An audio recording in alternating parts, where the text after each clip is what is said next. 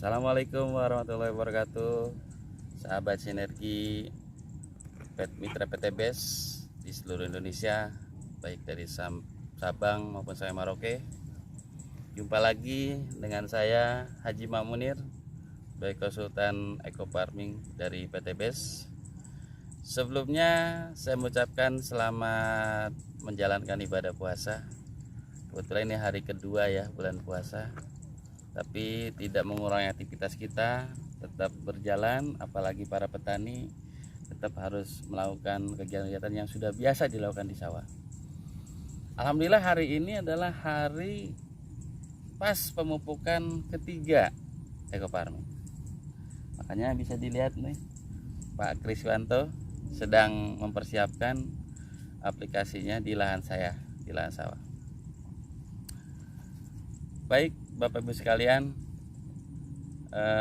perjumpaan hari kali ini adalah kita akan sedikit banyak mengupas tentang eco farming, dan rasanya eco farming tidak habis-habisnya terus kita bahas, karena memang selain unik, manfaatnya luar biasa, buktinya pun banyak di mana-mana. Artinya sudah setidaknya diakui lah oleh beberapa petani yang sudah mencoba. Lain cerita kalau petani yang nggak pernah mencoba. Tapi ingat, petani yang cerdas ya adalah petani yang selalu mau mencoba sesuatu yang menjadi solusi. Dan petani yang hebat bukanlah petani yang selalu mau berdebat. Apalagi berdebat itu tanpa bukti dan fakta. Yang jelas, petani yang sukses adalah petani yang memiliki jiwa dan mental sebagai pengusaha pertanian, itu saudara-saudara sekalian. Baik, untuk kita awali berkaitan dengan eco farming, ada dua hal di dalam kandungan utama eco farming, yaitu ada unsur hara dan ada mikroba. Tentunya mikroba yang bersifat positif. Alhamdulillah kita tadi lihat sendiri di lahan kami ini, ternyata bebek aja seneng. Bebek aja seneng ke lahan yang aman, nyaman, ramah lingkungan. Mereka selain senang ada di lahan kami, rupanya dia mencari keong ya. Keong untuk mengurangi lah populasi keong yang mengganggu tanaman padi. Oke, yang selanjutnya berkaitan dengan eco farming yang perlu kami sampaikan bahwa ternyata dengan keunikannya eco farming dan juga setelah dilarutkan, eco farming itu, nah ini bentuknya yang sudah dilarutkan.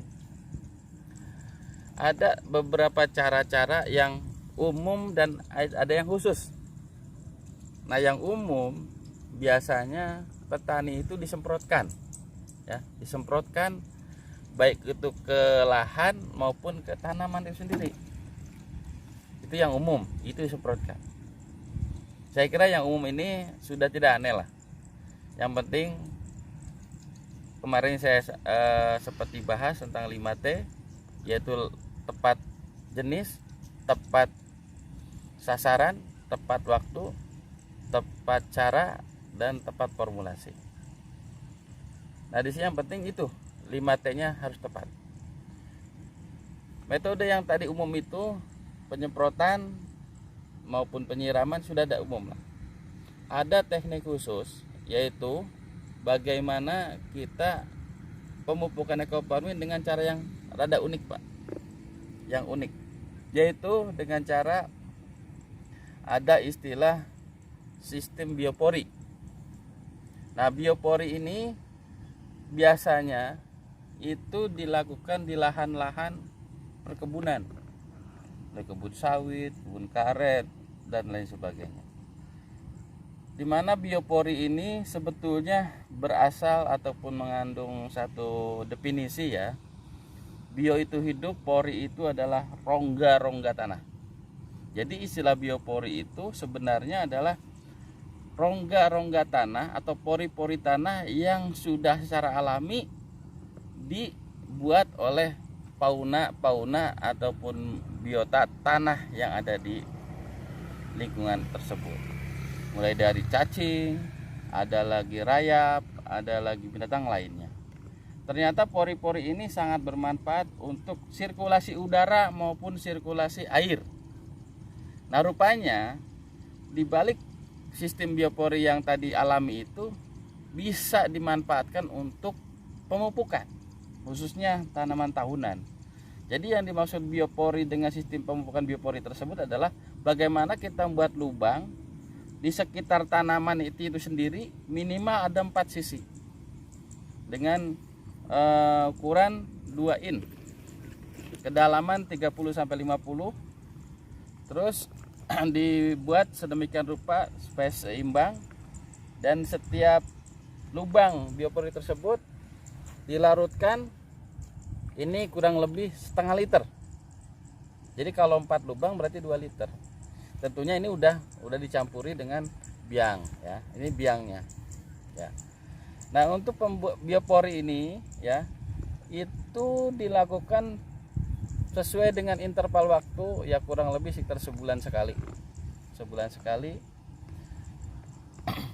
Dan yang berikutnya berkaitan dengan sistem yang khusus ini adalah sistem pemupukan injeksi, yaitu sistem di mana sasarannya adalah jaringan yang ada dalam batang. Kalau tadi biopori itu sasaran adalah tanah, di mana tanah itu supaya lebih cepat diserap oleh tanah, makanya kedalaman biopori tadi sampai 30-50 cm. Nah, yang injeksi ini sasarannya bukan ke lahan atau bukan ke akar, tetapi langsung ke jaringan batang. Jaringan batang ini yang dimaksud adalah pembuluh silem, pembuluh kayunya. Nah, sistem injeksi ini gambaran umumnya begini ya. Jadi kita membuat lubang dengan cara dibor ke tanaman tahunan yang diameternya udah besar ya. Contoh yang tanaman itu ya, ini contoh saja ya Pak ya.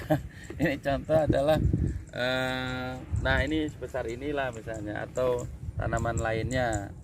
Nah, udah cukup. Selanjutnya dengan cara pengeboran itu dimana kemiringannya adalah 45 cm, 45 derajat. Nah, setelah dibuat bor dengan kedalaman kurang lebih sekitar antara 10 cm atau mungkin 15 cm tergantung seberapa diameter daripada tanaman itu sendiri. Jadi kita menyesuaikan kedalamannya itu minimal ya sekitar 10 sentian, bisa lebih. Yang penting jangan tembus aja ke bagian permukaan di sebelahnya, intinya seperti itu. Terus bagaimana caranya?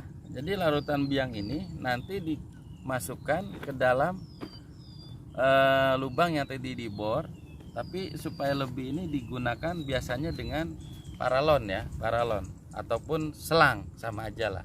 Yang penting gimana caranya ini larutan ini bisa masuk ke dalam jaringan yang dalam batang. Nah, ini efektivitasnya akan lebih bagus lagi. Kenapa? Karena masuk ke sel-sel jaringan tanaman di mana dia langsung diangkut ke daun. Dan di dalam batang tanaman itu ada 2 jalur, yang mana jalur untuk menutrisi yang dari akar naik ke daun, atau dari hasil fotosintesis ataupun energi yang dibuat dari daun turun ke batang, di mana untuk memperbesar tanam itu sendiri tumbuhannya. Jadi yang dibedakan ada lapisan silem, ada folem. Nah, di sini yang kita maksudnya adalah silem, yaitu lapisan kayunya. Nah, ini biasanya dilakukan yang sudah umum di kelapa sawit dan karet. Nah, sistem injeksi ini lebih efektif, lebih murah, artinya lebih mudah, dan tidak memakan biaya yang cukup, terutama tenaga kerja ya, hanya cukup dengan menuangkan aja. Terus lagi sistem injeksi ini lebih aman, terutama baik itu di musim kemarau maupun musim penghujan sama saja. Kenapa? Karena larutan pupuknya masuk ke dalam saluran itu dan ditutup rapat. Ya ibaratnya kayak kita ini bisa aja kita lubangi, bisa masukkan ke situ, kita taruh di situ juga bisa. Atau memang kalau itu kedalamannya sudah mencukupi, bisa langsung tanpa harus dibantu dengan botol tambahan. Dan selanjutnya yang terakhir itu ada sistem yang namanya suntik ya.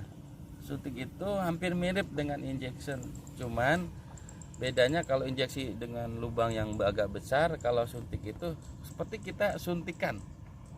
Nah ini suntikan ini biasanya digunakan untuk tanaman pisang. Kita ambil contoh tanaman pisang, yuk kita lihat. Ini tanaman pisang seperti ini nih. Ini tanaman pisang ini bisa kita praktekkan bagaimana untuk pemupukannya, yaitu dengan cara menyuntik bagian pelepah nomor 3 dari paling atas. Anggaplah ini paling atas dari ini ya, 1, 2, 3. Nah ini nih yang ketiga nih kayaknya nih, yang sempat putus, tapi seharusnya yang nggak putus ya, yang masih utuhnya disuntikkan di sini yang ketiga, 1, 2, ketiga. Nah disuntikkan berapa cc? Itu 10 cc. Terus yang berikutnya ini bekas ini dipangkas. Ini kebetulan sudah putus ya. Sudah putus, harusnya sudah diputus. Lalu dibuatkan larutan dalam bentuk kantong plastik, lalu diikatkan di sini. Nanti ini buahnya akan membesar dan cepat. Nah, ini salah satu praktek secara sistem suntik. Dan ini sangat unik. Jadi kalau pisang ini sebenarnya tanpa dibubuk udah bagus. Ini nggak dibubuk bagus. Nah, yang terpenting bagaimana ini buahnya ini bisa maksimal. Oke, sahabat sinergi, itu beberapa teknik pemupukan. Mungkin ke depan mungkin ada perubahan teknik pemupukannya lebih canggih lagi dengan drone. Bisa aja. Drone itu dia pesawat kecil di mana dia tuh bisa memberikan semprotan yang halus tanpa kita harus nyebur ke sawah. Jadi itu kebetulan saya nggak punya alatnya untuk drone ini, ya mungkin nanti next time lah, mudah-mudahan kedepannya dapat reward beli kadir drone nantinya, begitu. Oke. Sahabat sinergi, itu saja dulu berkaitan dengan pengenalan ataupun berkaitan dengan cara teknik pemupukan baik di tanaman padi, tanaman tahunan dan sebagainya. Mudah-mudahan ini bisa bermanfaat. Eco farming memang sungguh luar biasa, dan kedepannya mudah-mudahan ini menjadi satu impian ataupun satu harapan bagi para petani kita semua. Rasanya itu nanti begini, petani tanpa eco farming ngapain kita harus bertani kalau tidak dengan eco farming? Nggak ada bedanya. Dulu itu petani kalau tidak dengan pupuk kimia berarti bukan mupuk. Nah nanti itu terbalik, kalau tidak dengan eco farming berarti bukan mupuk. Itu saja sahabat sinergi, mudah-mudahan bermanfaat. Mari kita sama-sama kembangkan, kita kenalkan eco farming kepada petani Indonesia secara keseluruhan, mulai dari Sabang maupun dari Merauke. Sahabat sinergi, kita sudahi dulu. Bila hidayah. Wassalamualaikum warahmatullahi wabarakatuh. Eco farming, lahan subur, petaninya makmur. Terima kasih sudah klik video ini, tapi jangan lupa ya like, comment, share, and subscribe agar video ini terus berkembang dan bermanfaat. Salam petani cerdas, eco farming, lahan subur, petani makmur.